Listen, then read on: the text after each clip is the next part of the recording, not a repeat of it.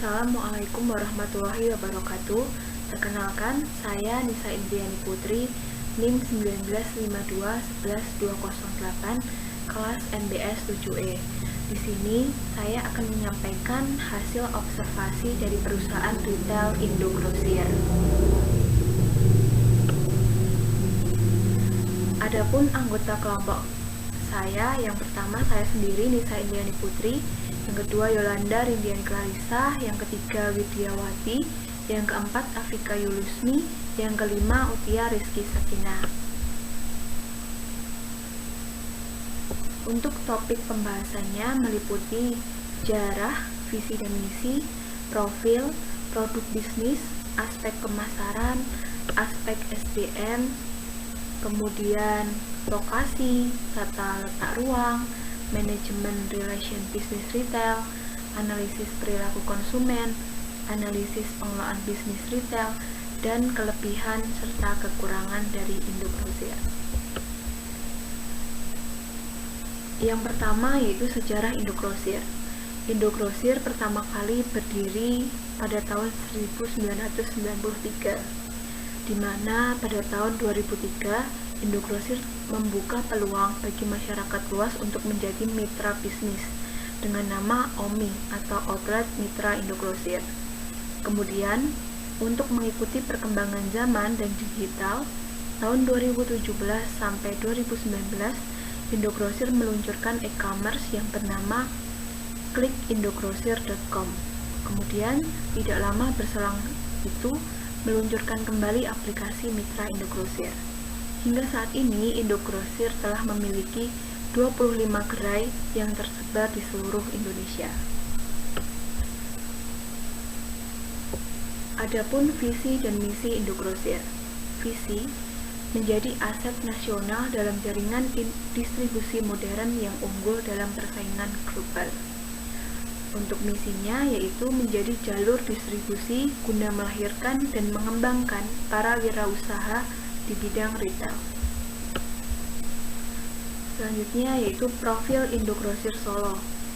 Indogrosir Solo merupakan toko retail yang menyediakan barang kebutuhan sehari-hari bagi masyarakat umum dan barang dagangan untuk para UMKM dan pedagang eceran. Indogrosir Solo sendiri baru diresmikan pada tanggal 28 Februari 2020 yang berlokasi di Jalan Raya Solo Tawangmangu, Jetak, Dagen, Kecamatan Jaten, Kabupaten Karanganyar, di mana jam operasionalnya yaitu mulai pukul 8 pagi sampai 9 malam.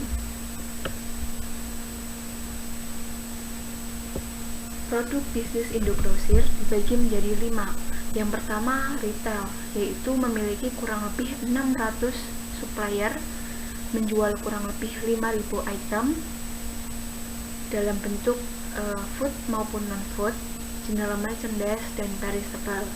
Yang kedua, e-commerce. E-commerce di sini yaitu Klik Indogrosir, yaitu menyediakan berbagai macam produk dalam satu situs untuk memenuhi kebutuhan para pelanggan.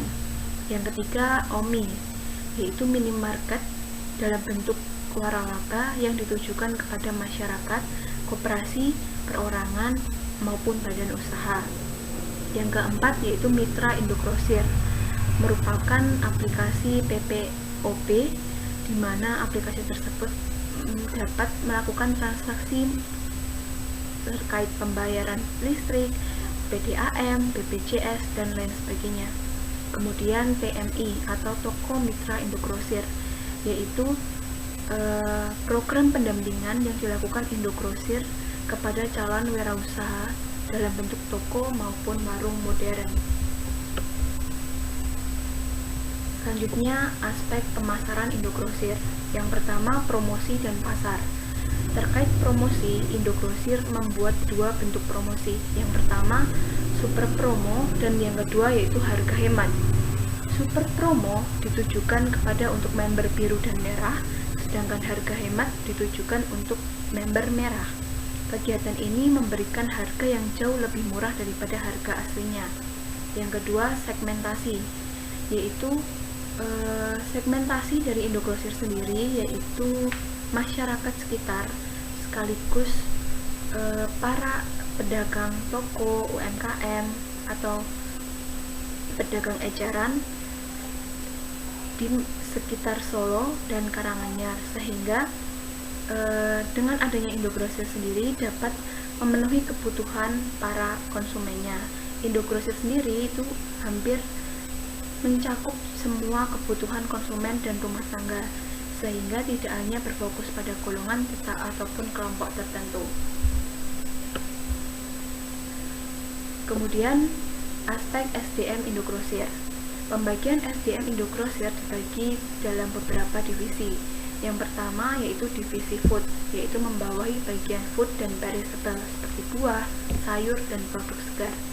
Yang kedua divisi non-food, membawahi bagian non-food dan counter atau GMS, General Merchandising, khusus rokok dan obat. Yang ketiga divisi member service, membawahi bagian checking dan member retailer. Keempat, divisi logistik, membawahi bagian logistik store dan logistik EDM atau OMI. Kelima, divisi store administration, membawahi bagian PGA, collection, dan kasir. Keenam, divisi business development, membawahi bagian business advisor dan lokasi dan serta franchise. Untuk shift karyawan dibagi menjadi dua, shift pagi dan shift siang. Shift pagi mulai pukul 8 pagi sampai 3 sore, sedangkan untuk shift siang yaitu mulai pukul 3 sore sampai 10 malam dengan alokasi istirahat selama 1 jam. Selanjutnya yaitu lokasi Indogrosir. Lokasi Indogrosir cabang Solo ini merupakan lokasi yang strategis karena letaknya berada di pinggir jalan raya, sehingga akan menarik pengunjung untuk berbelanja dan memudahkan pengunjung untuk menemui lokasi dari Indogrosir itu sendiri. Kemudian, tata letak ruang Indogrosir. Proses pengelompokan yang dilakukan Indogrosir dikenal dengan istilah analisis keranjang market, di mana metode ini yaitu penerapan dengan melihat pola ketertarikan antar barang yang dibeli dalam satu transaksi. Tata letak ruang yang dilakukan Indogrosir yaitu sudah ditata atau disusun dengan rapi. Setiap lorong akan diberi petunjuk setiap jenis produk yang tersedia, sehingga pelanggan dapat dengan mudah untuk mencari produk yang akan dibeli. Kemudian untuk produk yang segar atau fresh diberikan ruangan khusus sehingga pelanggan merasa nyaman dalam berbelanja. Kemudian untuk penempatan lainnya yang terpisah dari produk retail seperti kosmetik itu diletakkan berseberangan dengan tempat makanan segar. Kemudian manajemen relasional bisnis retail atau CRM. Dalam menjalin hubungan dengan customer, pihak dari Indogrosir membuat 3 jenis member. Yang pertama member biru, yang kedua member merah, yang ketiga member platinum. Member biru dikhususkan untuk masyarakat umum, dan member merah itu diberikan atau dikhususkan kepada masyarakat yang bergerak di bidang usaha retail. Kemudian member platinum itu diberikan kepada member merah dengan transaksi rata-rata per bulan minimal senilai tertentu, di mana member ini dapat memberikan keuntungan berupa promosi reguler, potongan harga, hadiah langsung, atau pelayanan khusus yang didapat ketika seseorang tuh bermember platinum. Kemudian analisis perilaku konsumen Indogrosir. Dalam mengatasi perilaku konsumen yang berbeda-beda, pihak Indogrosir telah menyediakan kotak kritik dan saran di bagian member service, di mana setiap pelanggan dapat memberikan kritik dan saran pada Indogrosir. Selain itu, bisa dilakukan juga melalui DM Instagram. Dan kritik saran tersebut akan ditindaklanjuti oleh pihak Indogrosir saat itu juga atau ketika briefing dengan semua karyawan yang dilakukan setiap hari Kamis pagi. Kemudian analisis pengelolaan bisnis retail Indogrosir. Yang pertama, pengelolaan barang. Dalam pengelolaan barang, Indogrosir bekerja sama dengan supplier seperti Nestle, Unilever, Indofood, Mayora, dan UMKM sekitar untuk terus menyediakan barang di Indogrosir. Kemudian yang kedua, pelayanan. Di Indogrosir menyediakan pelayanan pesan antar, di mana pelayanan ini dapat dilakukan dengan adanya minimal pembelanjaan sebesar 250.000. Akses layanan pesan antar ini dapat dilakukan melalui website klikindogrosir.com. Kemudian kelebihan dan kekurangan Indogrosir. Kelebihannya, terdapat berbagai jenis produk yang dijual, barangnya tersusun dengan rapi, gedungnya luas sehingga customer bebas untuk bergerak. Kemudian strategi marketingnya cukup baik karena selain memberikan member, pihak Indogrosir juga membuat strategi marketing berupa undian berhadiah dan pemberian produk gratis. Selain itu, parkirannya dan gratis sehingga pengunjung tidak perlu cemas karena terbebas dari biaya parkir. Untuk kekurangan sendiri, yang pertama, walaupun semua jenis produknya ada, tetapi ada beberapa brand dan beberapa jenis produk tidak ada. Kemudian kardus yang berada di bagian depan dekat kasir terlihat berantakan. Lalu yang ketiga, walaupun ada kipas angin, tetapi di dalam ruangan itu tidak terasa sejuk, melainkan rasa panas.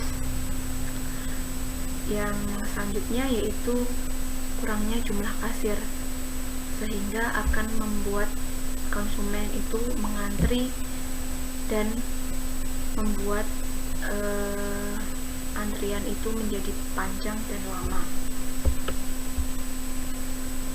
Berikut merupakan foto observasi ketika kami melakukan observasi di Indogrosir dan melakukan wawancara dengan salah satu staf Indogrosir. Sekian yang dapat saya sampaikan, kurang dan lebihnya saya mohon maaf. Wassalamualaikum warahmatullahi wabarakatuh.